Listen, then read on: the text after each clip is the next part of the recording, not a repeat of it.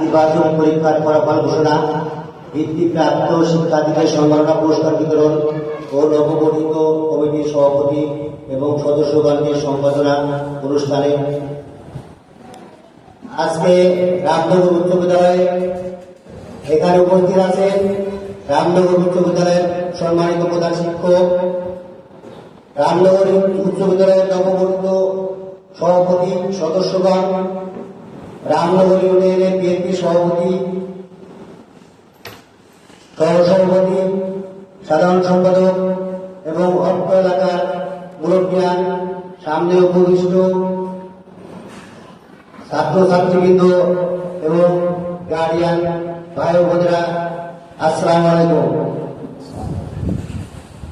এখানে অনেক কথাই বলেছি, তবে আমি যা দেখেছি এই অর্থ বিদ্যালয়ের ছাত্রছাত্রীদের পড়াশোনার জন্য এদের গার্ডিয়ানরা আমার মনে হয় তেমন কেয়ার করে না।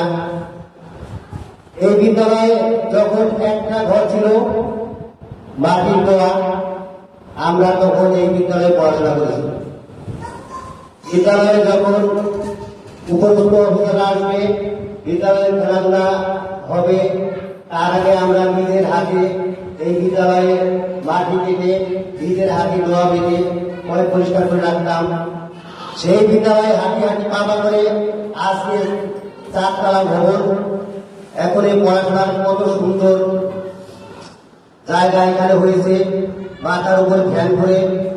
আর এই আরাম এসে যদি তোমরা পড়াশোনা না করতে পারো, আমি গার্ডিয়ানদের একটি কথা বলতে চাই, গাছ লাগিয়ে যদি সঠিক সময় সেই গাছের যত্ন না নেওয়া যায় তবু এই গাছের ফলের আশা করা যায় না।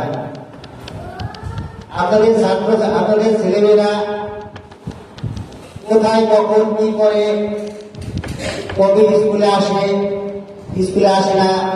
আমি আগেও বলেছিলাম যে আপনারা প্রতি সপ্তাহে প্রধান শিক্ষকের সাথে এগুলো তাকে ফোন দিবেন এবং জানবেন যে আমার ছেলেটা কি পড়াশোনা ঠিকমতো করে কিনা, স্কুলে ঠিকমতো যায় কিনা, স্কুল শুরু হয় কয়টায় এবং ছুটি দেন কয়টায়। এইভাবে যদি আপনারা আপনাদের বাচ্চাদের কেয়ার করতেন, আজকে হয়তো আপনাদের বাচ্চারা এরকম রেজাল্ট আশা করা যেত না। এবং এই স্কুল প্রতিষ্ঠিত হওয়ার পর থেকে আমি এখানে যা দেখলাম, এই স্কুল প্রতিষ্ঠিত হওয়ার পর থেকে আজ পর্যন্ত যত ছাত্রছাত্রী এই বিদ্যালয়ে পড়াশোনা করেছে এবং এখান থেকে এসএসসি পাস করেছে, আমার মনে হয় এই 2026-এর ব্যাচ সবচেয়ে খারাপ রেজাল্ট এবং সবচেয়ে খারাপ ছাত্রছাত্রী এই 2026 সালে।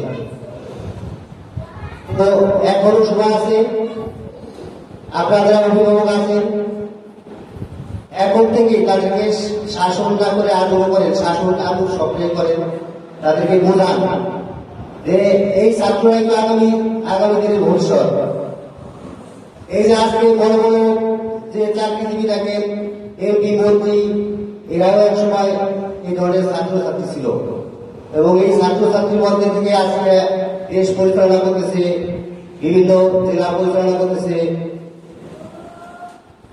তো আপনারা এখনো আপনাদের বাচ্চাদের দিকে একটু কেয়ার করেন, তাদেরকে বোঝান এবং আগামীতে যেন তারা ভালো রেজাল্ট করে এই আশা ব্যক্ত করেন। আমি সম্পূর্ণ বক্তব্য শেষ করলাম। খুদা হাফেজ।